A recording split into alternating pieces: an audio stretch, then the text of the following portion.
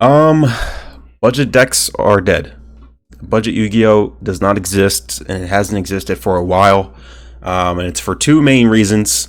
It's staple cards slash the way we build decks, and number two, it's just really pee poo poo bad structure decks. So to start off with the whole staple slash how we build decks, if you look at like I just actually just built this deck in Dueling Book, Live Twin. Live Twin is a deck that's expected to be pretty playable after post Burst of Destiny. And just look at the deck. It's like 15 to 18 engine cards, followed by about 20 staple cards. And that's kind of the main thing, is that it's a lot of Yu-Gi-Oh these days is just staple dot deck. If you look at a deck like Tri Brigade is the same thing. It's 15 to 18 staple, or 15 to 18 engine cards, followed by like 20 staples. It's the same thing with Prank Kids. Prank Kids is the same way. That deck's probably the most known for playing the most staples. It has the most room. One card engine go burr. And then the decks that don't have the room for it are still jamming staples as much as they can. Things like Virtual World that don't have the space or the consistency to play all those engine cards are still jamming as many as they can, even if it might hurt the strategy. And the issue with these staple cards is that they cost a lot of money. Even the most common staple that every deck needs, an Ash Blossom and Joy Spring, minimum is about a $15 to $20 card. This is a common. Ash is printed as a common in a structure deck. It has what is this, 7 printings, and it's still, you're looking at almost a $20 minimum no matter what printing you get. So that's just to start off, and then once we get to some other stuff, Imperm's another card that is very good right now. It's almost like a must-have. Again, you're looking at almost $30 minimum for this card that has 4 printings. And of course, there are some hand traps that don't cost that amount of money, like Valor. Valor's very cheap, but it's been around forever. It's had so many printings that you'd be hard not to find a printing that you can't afford. But for a lot of these staples, there aren't replacements for them. Such as Triple Tactics Talents. Now, I know we're expected to get a reprint of Triple Tactics Talents, and probably the next upcoming Megatons. So, you can excuse stuff like Tactics and Forbidden Droplet. We expect those prices to sort of come down, drop in price, no pun intended, after they get reprinted in the Megatons. But the issue is that right now, if you want to get into the game and try to have some sort of competitive edge to you against a player who's spending the most money, there really is no card that does these things. Like Triple Tactics Talent is the best card in this game, and it's becoming probably one of my favorite cards of all time. It is a card that there is no replacement for. You will not find a card in the current card pool that does the same thing that Talents does. It is that crazy. Same thing with Droplets. Droplets is probably the only card that probably the only main deck card that outs a full Drytron board going second. It's just you can't get around how good these cards are. You also can't get around how expensive they are. Let's just look at the price of Droplet. Droplet, minimum $100 card. Tactics, I believe it's the same thing, almost 130. So the game is just so expensive, and you can't. There really is just no way around it. Like if you're coming into the game with a budget mindset and you want to tell yourself that you're gonna stick to this amount of money and still be competitive, it's just very unlikely, because like I said, there's just no card that does the same things as these other cards. And even the cards that are commonly used in each main deck, like Ash Blossom and Infinite Impermanence, are so much money. So that's just the deck building, and the cost of staples has gone up tremendously.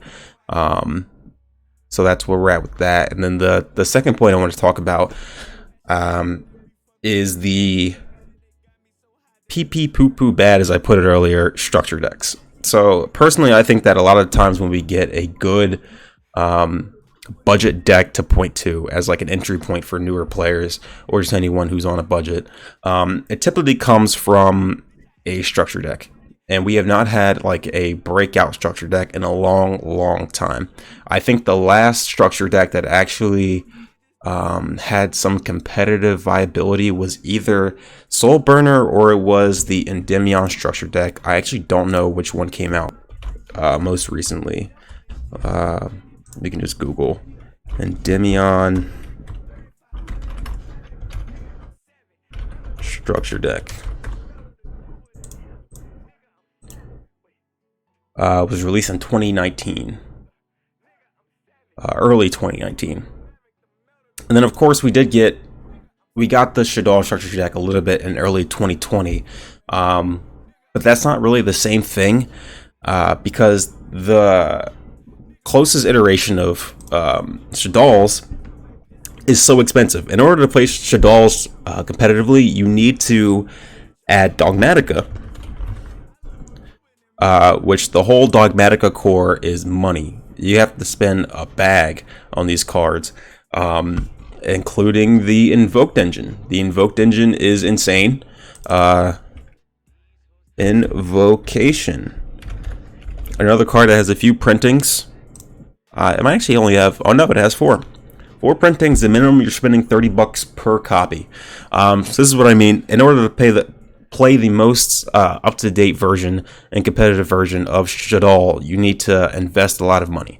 Now, the only thing about this is you could say, oh, well, I'll build Trap Shaddoll, but it's not the same. Like, especially right now, if you look at the meta and you look at some results on like DB, if you look at the results for like an LCS or anything like that, Invoke Shaddoll has not been topping the way it was last format. I think the format is a little more solid, and there are just other decks that are more consistent, more powerful. So it's still a good deck. The Invoke Shaddoll Dogmatika deck is still very powerful, but people are realizing that there are just better options out there.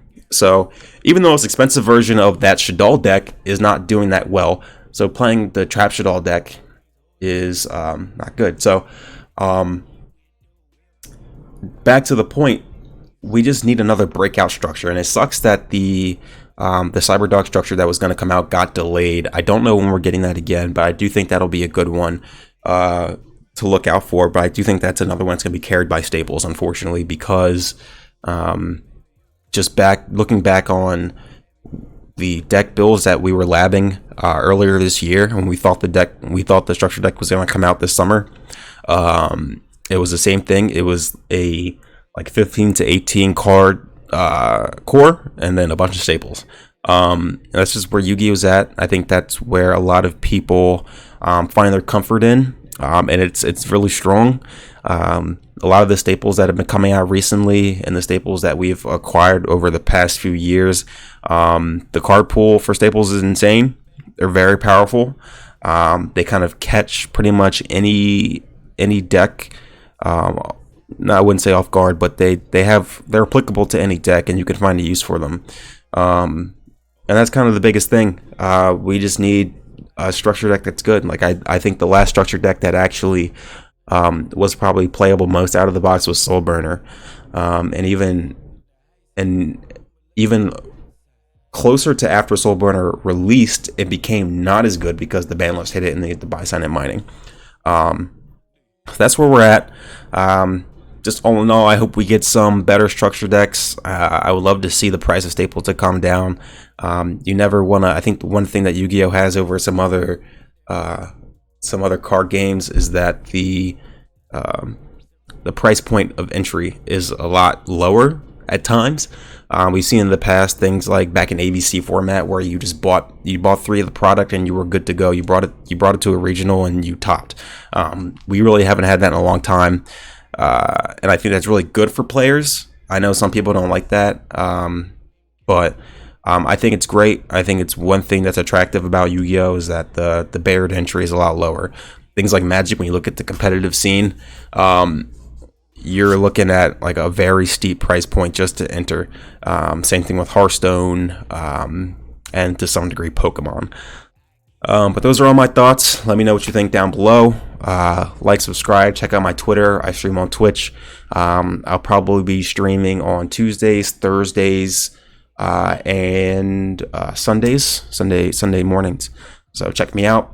Take care. Have a great day. Bye.